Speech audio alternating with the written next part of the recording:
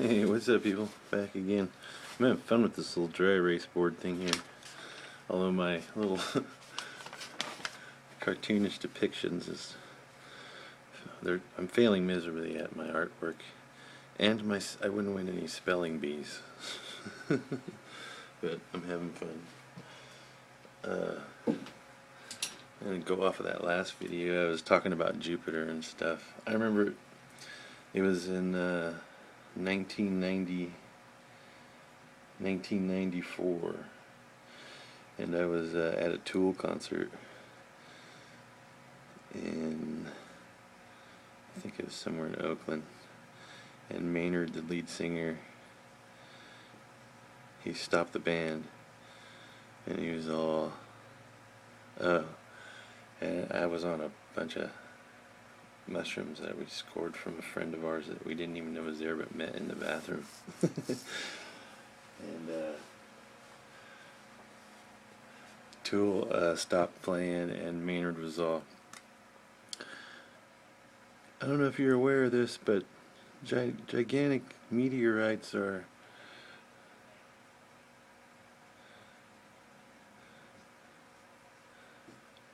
crashing into Jupiter as we speak. And instantly I was fascinated. All that stuff mesmerized me. And yeah, you can look that up. There was an event that occurred back then. I think it was, I can't remember if it was the beginning or end of '94, somewhere around there. I probably have the concert stub ticket somewhere still. But so out of all this crazy stuff I've been talking about since I made this video, since I got this thing and I started making these videos, all of this leads to shit. It all pretty much leads to government. And how it all leads to government was because of probably the first and the oldest system of what we call government today. And remember, this means to govern the mente. It's a Greek, Latin, or maybe it's just Greek, but it's a word that means govern the mind. And that's what we call it today. But way back then, it was part of a caste system. I think that's how you spell it. And out of the caste system, you had classes. And the thing that sucks about this, beyond hunting and gathering and being separated by geological distance and DNA, and eventually developing altered, different features, or mixing with Neanderthals or something, and having hybrid people, and being afraid of one another when we stumble across one another inside of society. What led to racism and stuff like that, or classism and stuff like that, is the caste systems that have developed out of it. And at the top of these ancient ones was cerebral. Hopefully I spelled this right. I mean mental, basically. And it was, at the top of it was these little shamans, originally. And I think perhaps originally they intended to do good for people. And I don't talk about a lot of metaphysical stuff. I kind of try to take all of the ancient mythological stuff and keep it in with math and logic and some kind of stuff I can talk about that relative to science, although I mess up sometimes with my words. But on a metaphysical level, these guys, and we're talking huge doses of these little Christmas ornaments, or whatever you want to call them, the bread rations from the cow's dung, these little sacraments, sacred mind, or secret mind, the hidden mind. These guys were taking huge dose. Like Terrence says, a 5-gram dose is a hero's dose. I've eaten, I don't know, 7 or 8 handfuls of those. I grab a handful of that at a time. But taking massive doses of these, and this is the cool thing about mushrooms. It's just like our friend. See if I can draw this correctly. Cannabis. This is a terrible cannabis depicted. Shit. I'm not an artist. They're offering cannabis. It looks more like a maple leaf. But it's kind of cool that these protect brain cells and these create them. Neurogenesis and neuroprotection. That's not a maple leaf. But my point was, you can't really, you'd have to like eat your body's weight in either one of these to overdose on them to hurt yourself. All the other ways to get this DMT, even the amanitas, the pantheris, all the ones that don't have the DMT molecule are dangerous as hell. But all those ones that are dangerous give you the out-of-body experience. Well, 5 grams of this won't do that, but if you get your belly full, man, you will step outside of yourself for a minute. Anyways, so, and you know what? If you look into it deeply, metaphysically, there seems to be some kind of a crystalline light world, city, whatever you want to call it, a structured place, beauty of harmony, proportion, all of those things I talk about once you discover yourself. That beings welcome you to once you get past your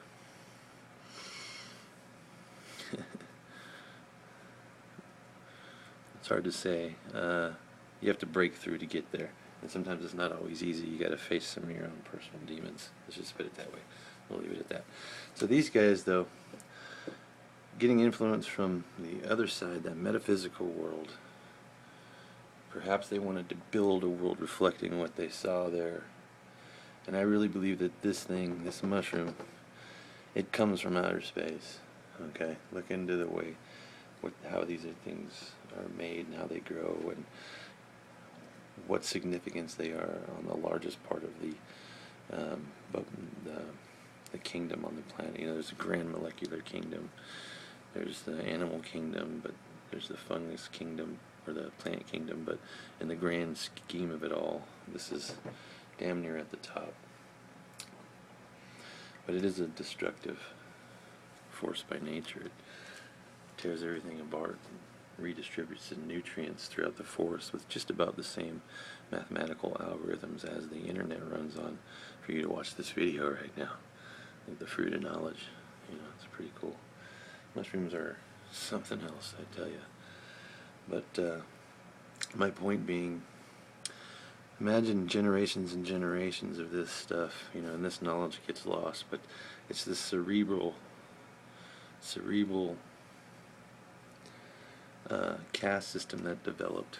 You had these enlightened shamanic priest class people at the top of the chain, and they designed it all after a body. Your voice would be your kings or kings or queens or your presidents, your long arms of the law, if you want to call it that. You know, the corporate body,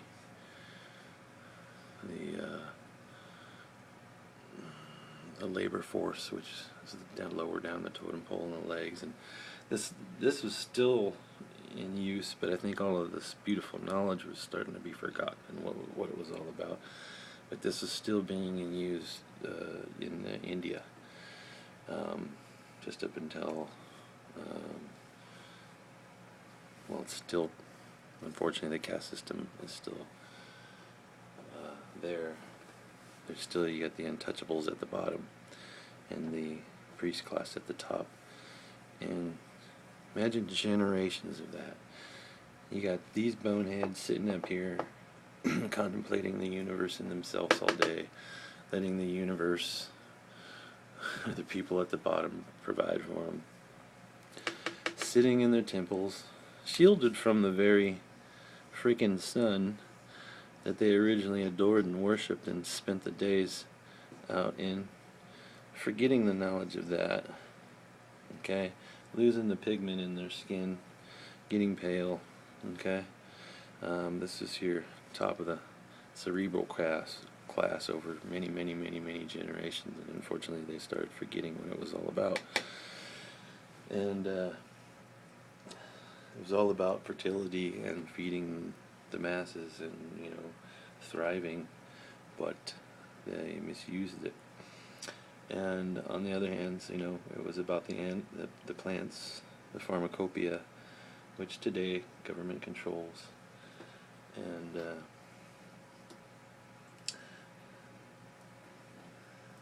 I'm going to put the Earth here in its gyroscopic precession, because time and space and all that stuff, and let's just call it science, because that's what it was, is what was forgotten by these guys, and spirituality too. You know, they were losing it because it all became about money, which is a symbol for that and that. And it led to racism. They believed in India that, you know, with your skin color you climb this spiritual ladder. But if you don't have a fucking chance, if you don't have a fucking opportunity to go and sit in those fucking temples and sit on your ass all day and contemplate, because you're feeding these guys, and you're down here and you're untouchable, and all you can do is burn their bodies and stand out in the sun by the river. Don't even have the ability to build your own home, because you're not even allowed to understand the knowledge of the working class or the upper class, or God forbid these guys.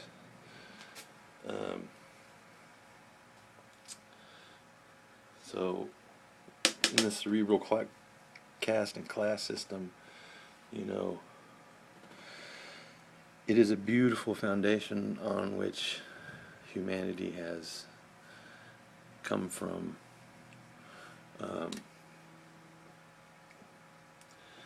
You know, and we had to break this mold over and over and over again, because the people up here take advantage of the people up here. What happens is, when this gets flipped, okay, when this thing gets flipped upside down and the wheel starts turning, is when knowledge gets lost, okay. So how do we fix that? Every freaking government or cerebral system that comes along tries to find a way to balance it and make everybody happy, but there's always going to be haves and have-nots. You know what I mean? And that's what comes out of all that kind of crazy stuff. And that's why you see a lot of the symbology everywhere today. When you see a liberty cap on a coin in the United States, or this on a dollar bill, or you guys know the story, cannabis, but all of this stuff is relative to it. So what can you do in a caste system? You can break the mold, love one another, no matter what part of the system you're in. Okay, we have a tendency to fall into this class. Today in America, this predominates the class system. Money. Okay, with money, basically, and money, again, that's a symbol for all this stuff I've been jibber-jabbering about. It's the top of the corporate capitalistic republic system. I mean, it seems like it, and the only way you can get more of that is with knowledge. And that comes from books, So you want some liberty, right? And then you can get comforted in whatever, you know, level of caste or class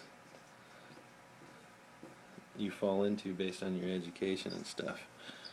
That's kind of how it was intended to be. You know, everybody, this is the thing in America. This is the one thing about America: we can all get a chance to get educated.